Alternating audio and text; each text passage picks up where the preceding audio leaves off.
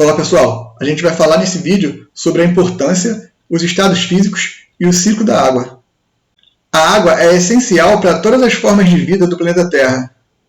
A falta de água, a gente consumir menos água do que precisa por dia, pode levar a alguns problemas de saúde. Então, ela desempenha diversas funções no nosso organismo. Ela dissolve substâncias dentro das nossas células, ela faz o transporte dessas substâncias para fora das células, para dentro das células e entre as células, e ela regula a temperatura do nosso corpo. Então, quando você está na praia, por exemplo, com muito sol e está muito calor, quando você está andando na rua e está muito calor, você começa a suar. O seu organismo faz você suar para que a sua temperatura abaixe. Então, essa é uma das funções também da água. Os seres vivos só conseguem utilizar a água no estado líquido. E a quantidade de água dentro de cada organismo depende de cada um, depende de cada espécie.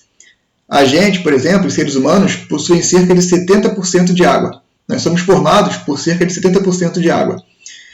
Por isso que é importante que a gente beba uma média, em média, de 2 a 4 litros de água por dia, incluindo a água que possui nos alimentos que a gente consome. Mas cada organismo é adaptado para o meio onde ele vive. Por exemplo, o cacto. O cacto ele vive em regiões desérticas e adquiriu algumas adaptações para que ele possa viver nesse meio, para que ele não perca tanta água. Essa adaptação foi a troca das folhas pelos espinhos. Isso faz com que ele não perca muita água através da transpiração. Por outro lado, existem animais que não conseguem viver em ambientes secos. Eles precisam de um ambiente úmido para sobreviver. No caso, por exemplo, os sapos. Então, os sapos vivem nas florestas, onde a água é abundante, tanto no solo quanto no ar. Nós chamamos o nosso planeta de planeta Terra, mas, na verdade, cerca de 70% dele é formado por água. Só que, dessa água, 97,5% está nos oceanos, ou seja, uma água salgada, que não é própria para o nosso consumo. Ou seja, de toda a água do planeta, somente 2,5% é doce. E considerando só a água doce, de 0,04% se encontra na atmosfera, 0,36% se encontra em lagos, rios e pântanos, 22,4% são águas subterrâneas, que formam os aquíferos, e 77,2% se encontra congelada nas geleiras e nas calotas polares. Ou seja, a água que é de mais fácil acesso para os seres humanos, que são as dos lagos, rios e pântanos, se encontra em uma quantidade muito pequena. As águas subterrâneas, as águas dos aquíferos, também podem ser utilizadas, apesar de ter uma dificuldade maior de escavar para chegar até ela. Nos aquíferos, a água fica armazenada nos poros das rochas subterrâneas. Ela chega lá através da infiltração e pode levar décadas, é um processo demorado até que se forme um aquífero.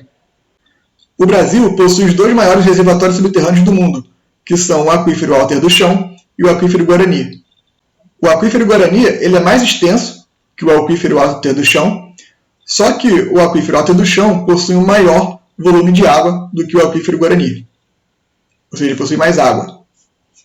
Na natureza, nós podemos encontrar a água em 3 estados físicos: o estado sólido, o estado líquido e o estado gasoso. A passagem do estado sólido para o estado líquido é chamada de fusão. E diferente da maioria das substâncias, a densidade da água é menor no estado sólido do que no estado líquido. A gente pode ver isso quando a gente pega gelo, que é a água do estado sólido, e joga na água do estado líquido. A gente vai ver que o gelo vai flutuar, vai boiar. Se ele boia, é porque a densidade dele é menor no estado sólido do que a água no estado líquido. E para calcular a densidade de qualquer coisa, inclusive da água, basta a gente dividir a massa de um corpo pelo seu volume. A passagem do estado líquido para o estado gasoso é chamada de vaporização, e ela pode acontecer de 3 maneiras diferentes. Primeiro é a evaporação, que é, por exemplo, quando a gente lava a roupa e deixa secar ao natural no sol e a água evapora. A ebulição, quando a gente coloca, por exemplo, a água dentro de uma chaleira e bota no fogo até a água ferver, ela passa para o estado gasoso mais rápido, então é chamada de ebulição.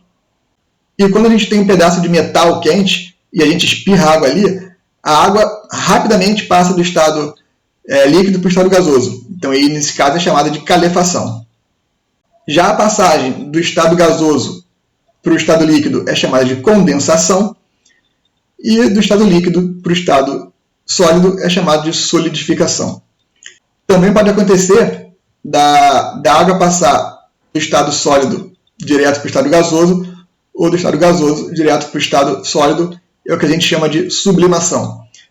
Um exemplo é o gelo seco. O gelo seco ele passa direto do estado sólido para o estado gasoso. E a água ela tem um ciclo. Ele começa com a evaporação da água, o Sol está constantemente enviando energia para a água, aquece ela evapora. Quando ela chega a grandes altitudes, a temperatura diminui, a água condensa, vira gotículas de água, forma nuvens. Quando essas nuvens ficam carregadas, acontece o quê? A precipitação, começa a chover.